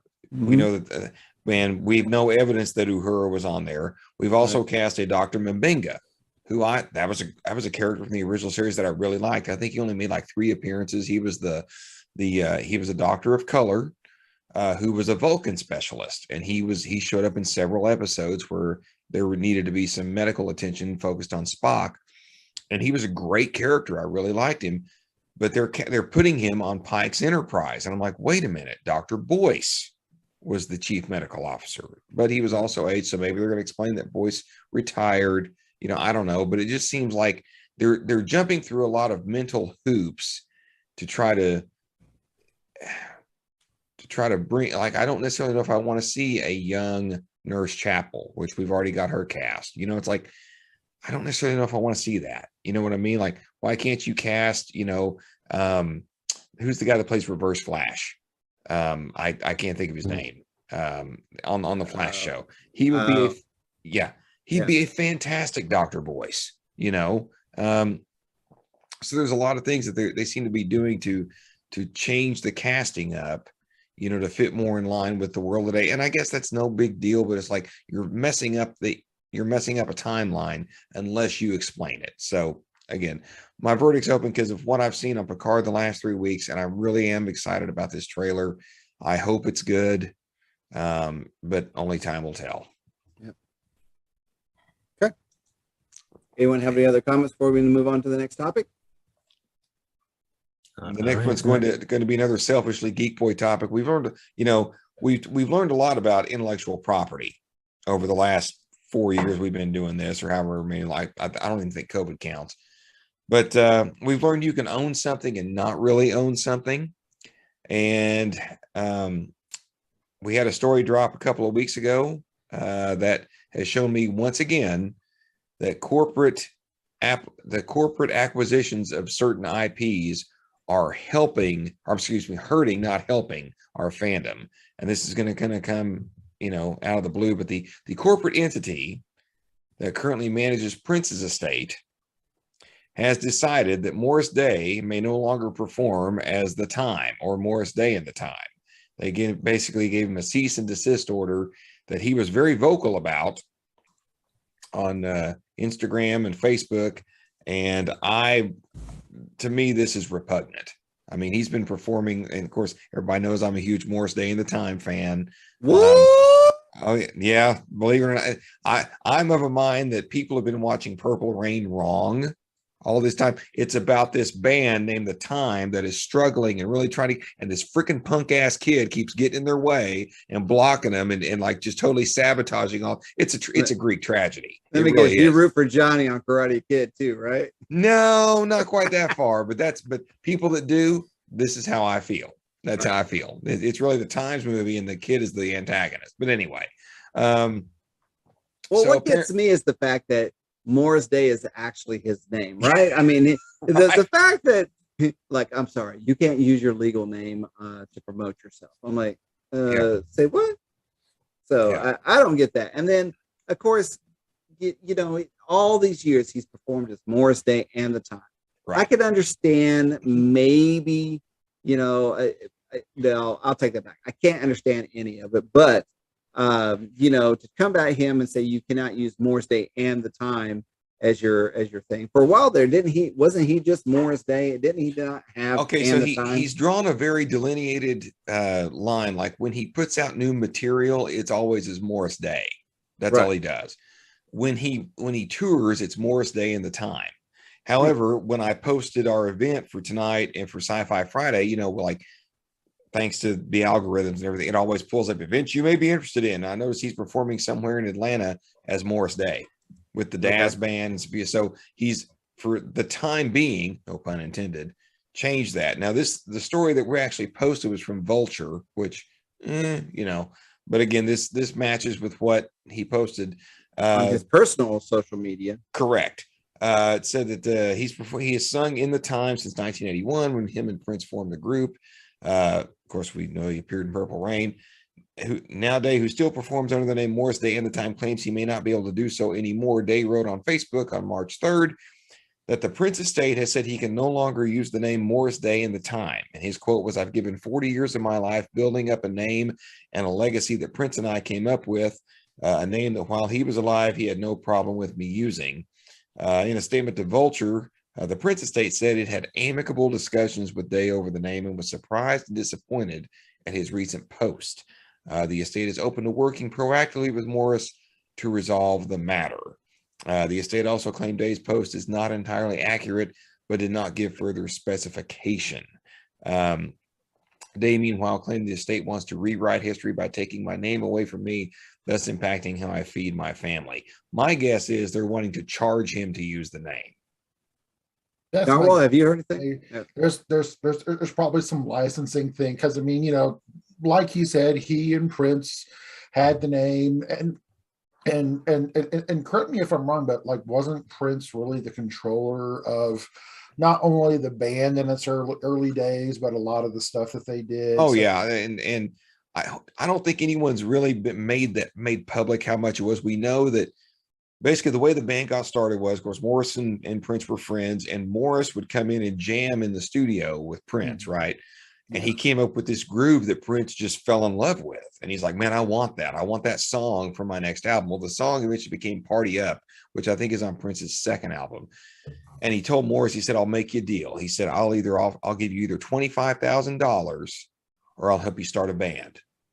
And so, Morris took the band, and which Morris was like, I was pretty damn broke. So, that showed my faith. So I'm assuming there was some kind of a contract drawn up where Prince had ultimate say in what went on, because when Jimmy Jam and Terry Lewis were fired from the band, Prince is the one that did it. Yeah. And so, and that's kind of like, Jesse and Jerome on the documentary saying like, so Prince is firing people out of Morris's band, and we don't. So I'm guessing there's some kind of, contractual thing. And a lot of the songs are written and produced by Morris Day and Jamie Starr. And Jamie Starr was obviously Prince under a pseudonym. So we know that there was a lot of commingling in that. How it all worked, we don't really know, but yes. So that's a long way of saying yes. Is that the Prince estate has either added a licensing fee, or there may have already been a licensing fee and they jacked it up through the stratosphere. So yeah, right. It's all money. Well, yeah, so that's the sad part, is that, I don't know. I don't know the financial backgrounds of Prince's estates and what money he still owed or all that stuff like that. Yeah, I don't know. But man, to me, it just, the estate is being, again, I think they're being a little maybe greedy, a little petty, and just trying to find everywhere they can wring every little dollar out, and not respect the fans that gave all their money throughout the years to Prince as well as Morris Day. Because no matter what we all say here tonight, we know Prince was getting a cut of Morris Day in the Time. Oh yeah, absolutely. There's just no way. Yeah. There's no way you don't know that. So the fact that whether it was legally, on paper or whatever, something had to be in place that Prince was entitled to. And then the Prince estate's like, if we do this, we can get more out of Morris Day in the Time. To me, it's wrong. It's wrong. I think all you're doing is really hurting.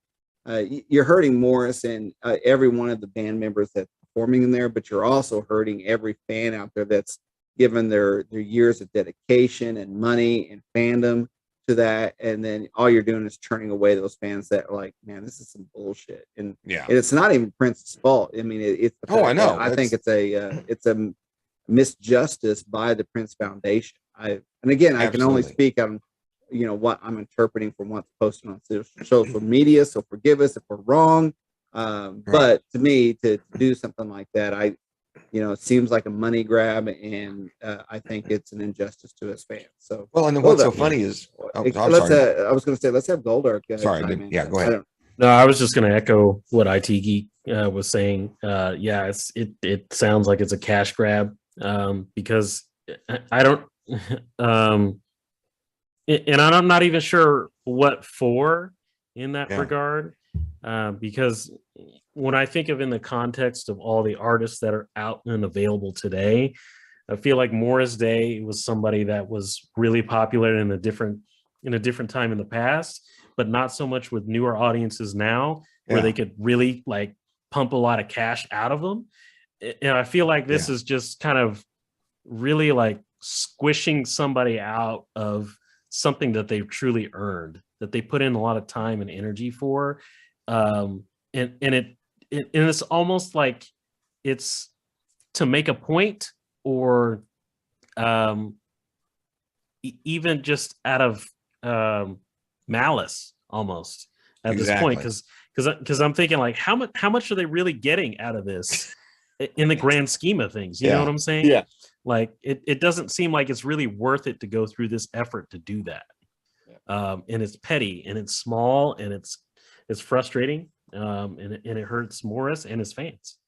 Absolutely. Well, one thing that I've noticed now that you're mentioning some of this stuff, obviously I live here in Minneapolis, and they have regular shows and events that take place over at Paisley Park.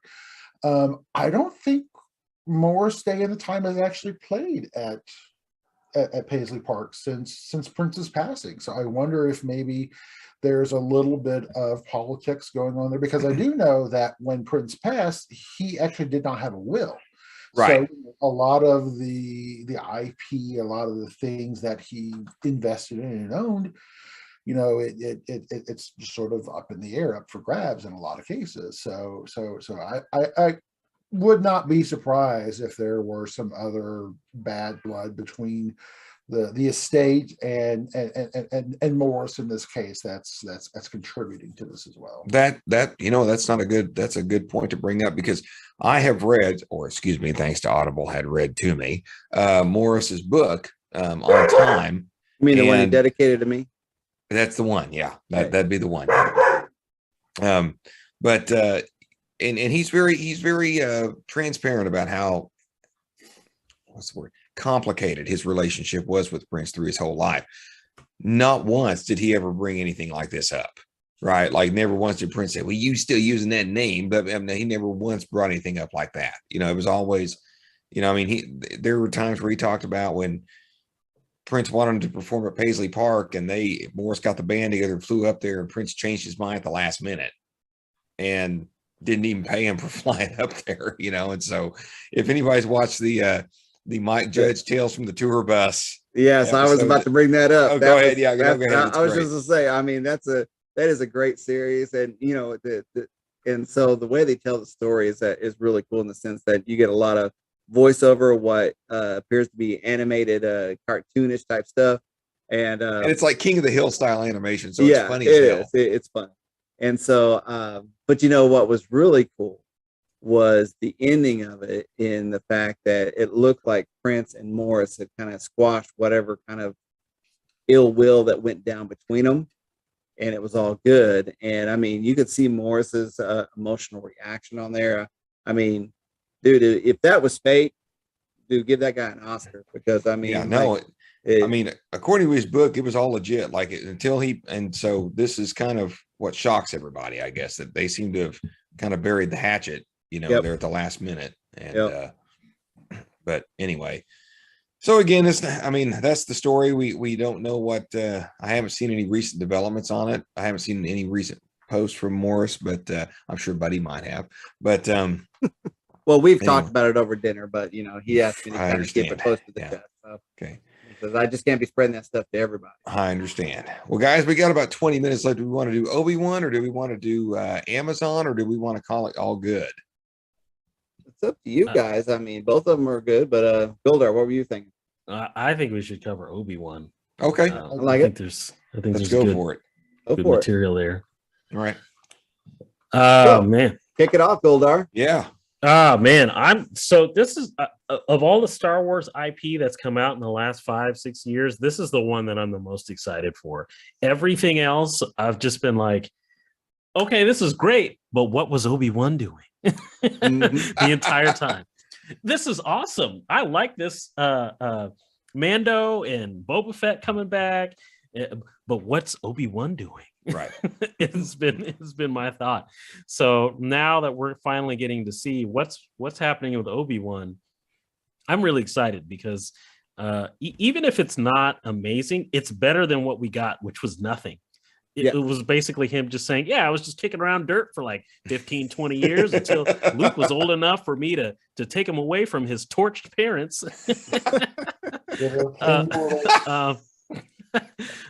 So this is more than what we've got in like forever. So I'm super excited for this. He was on a sick roll with Mario Kart, and he's like just waiting for fucking Luke to show up. Yeah, he became a master of Mario Kart. So yeah, this is awesome to me. The only thing that I'm slightly disappointed about is that I saw a story that they actually wrote Darth Maul out of this. Yes. Which I was like, oh, that would have been a really great way to like extend the story that they had with Solo. Yeah, where we saw Darth Maul at the end, and he's like, wait, he's not dead. So now he's not in it, and so we're just kind of like, so where is that plot thread going at this point? But you got to remember that in the go ahead, Narwhal. I think you're going to bring up the same thing I was. Go ahead. And I know there's I actually have heard a little bit something about that.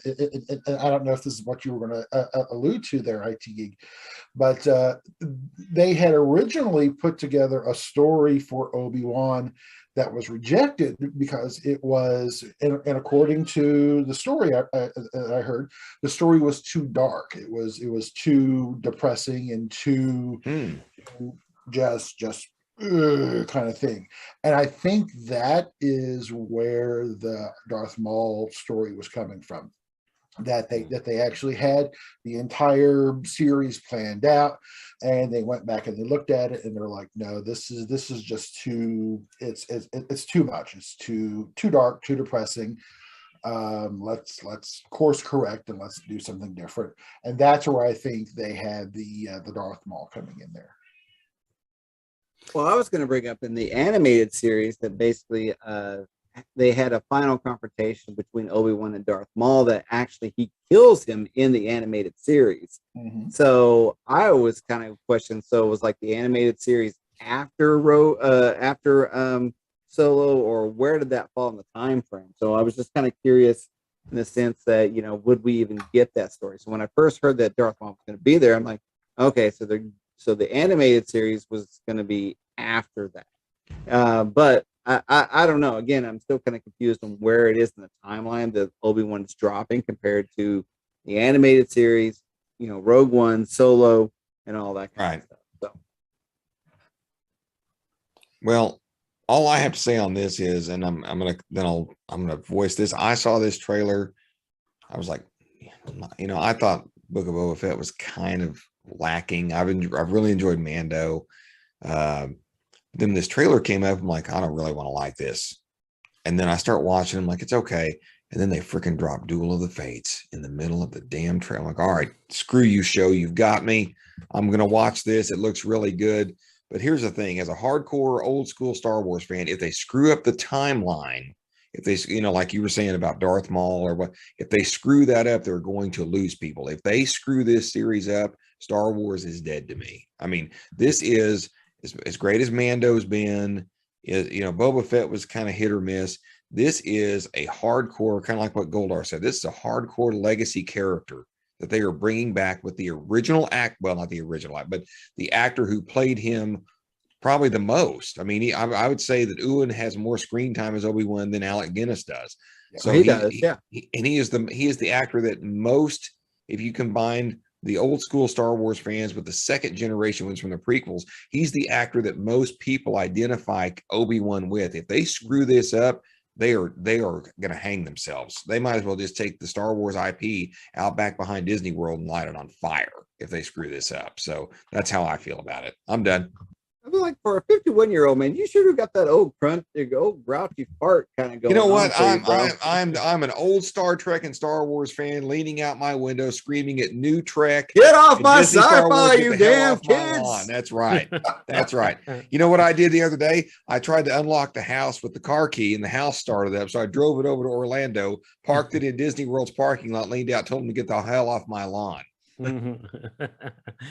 This Well, guy. I would agree that if they don't do this show well, like it's gonna frustrate a lot of people, given how well Mando is done, and then how okay Boba Fett was until Mando came back.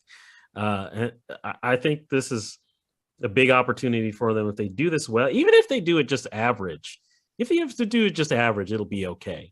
But they can't mess it up at this point, Right? Yeah. Is the old physician thing. As long as they do no harm, it'll be okay. Yeah. So I've heard some rumors.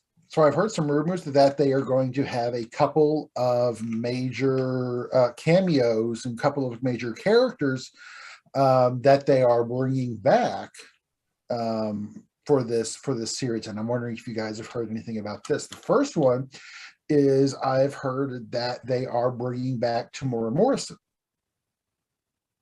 Oh. I hadn't heard that. He's going to be playing Rex. Really? That would be cool. Interesting. Yeah. Interesting. All right. Okay. The second one is even bigger. I have heard, it's not 100% confirmed yet, but I'm still putting my feelers out that Liam Neeson will be back. I've heard that one. Yes. Yes. I have heard some things about that one. That'll be interesting. That didn't surprise me. Liam will do anything. He's the new Michael Caine. You know, back in the day when we were in high school, like late teens, you had Robert Mitchum, who only made a movie when he needed money, and you had Michael Caine, who would make any movie. And I think that's where Liam is right now. He's like Dennis Hopper. You know, he'll be in anything. Yeah, he will. Yeah. So, but I'm fine with it. Have him in it so that way they can sort of start to fill in that piece of the lore that we're missing. Right. Where, you know, Obi-Wan learns to not only communicate with Qui-Gon, but then also learns the secret of becoming a Force ghost. So I think that could be being sort of a throughway. And plus, he's got to have somebody to play Mario Kart with. So exactly. Yes, you can't just play Mario Kart by yourself. Now we all know that Hayden's coming back, right? Everybody knows that, right? Hayden Christensen is reprising his role as Darth Vader. So I've heard, you know, and that at first that kind of prickled me a little bit, but then I heard. And again, the show is the show. It's going to have to be judged on its own merits. But I've heard several people online basically posit how that works and doesn't violate canon. Like if you literally parse the dialogue that Darth Vader says in A New Hope, it doesn't mean they never met again after. Like, because someone said, as far as Obi-Wan knows, he burnt to death right there. Right. Maybe Obi-Wan doesn't know that he's Darth Vader or whatever, you know. Maybe he knows he's Darth Vader because that's what they uncovered in the logs in the Jedi temple. But for all intents and purposes, as far as he knows, he burnt to death. Well, no, he wouldn't have found him in the logs because, you know, he accessed the logs before his encounter on Mustafa, you know, you know, there. So yeah, he didn't know he was turned into Vader, but I mean.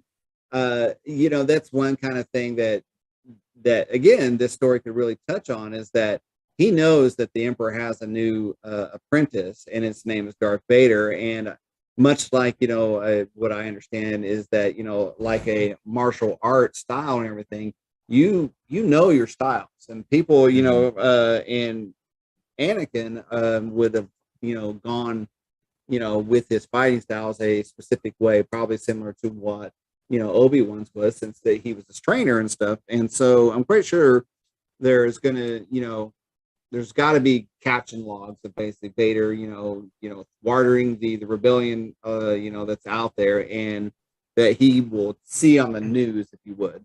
So I think if they're smart and the writers are smart and they write it well, there's easily going to be a way that Obi-Wan knows that Darth Vader is Anakin before their confrontation. But it would be cool to see a confrontation between them on the show. But again, with the movie, you know, it kind of seemed like, you know, that never happened before. So But like you said, I have a theory, okay, let's hear it. and we'll throw it out. Okay, so some people have said, well, if they take Obi-Wan off Tatooine, it's bullshit. Well, not really. Not if No. he leaves and bring him back. I mean, Yeah.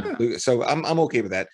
What about this? What if him and Vader face off, maybe on Tatooine, and they fight, and the big reveal happens that Obi-Wan realizes that, oh my God, this is Anakin, and in that moment, Obi-Wan gets bested by Anakin, like he kicks him down a cliff, and he's and basically he jumps down there, and basically he says, this is your penance, like, if you ever leave my home, I will kill you.